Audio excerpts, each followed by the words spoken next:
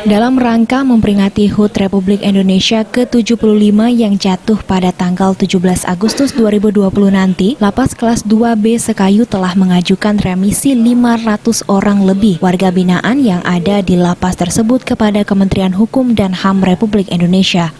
Saat ini ada sekitar 961 warga binaan yang menghuni Lapas Kelas 2B Sekayu Musi Banyuasin, yang terdiri dari 749 warga binaan dan 212 merupakan tahanan. Dari 749 warga binaan tersebut, 592 sedang diajukan mendapatkan remisi umum 2 HUT Republik Indonesia ke-75 tahun. Kepala Lapas Kelas 2B Sekayu Johani Gultom mengatakan, remisi tersebut merupakan hak para warga binaan yang sudah menjalani setidaknya 3/4 dari masa tahanan.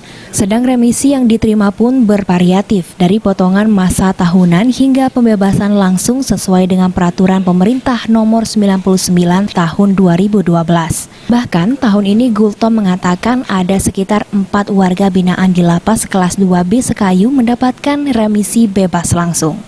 Dalam usulan remisi tahun 2020, sejumlah warga binaan tetap menjadi prioritas diusulkan dari Lapas Sekayu sejumlah yaitu 592 orang. Untuk kategorinya? Kategorinya yang pertama pidana umum yang sudah menjalani 6 bulan paling minimal. Kemudian berkelakuan baik, tidak melakukan pelanggaran tata tertib lapas sehingga dapat diusulkan, kecuali yang PP 99 itu mendapatkan satu persyaratan yang lain, yaitu adanya surat justice cooperator. Ruzi Iskandar, Pol TV.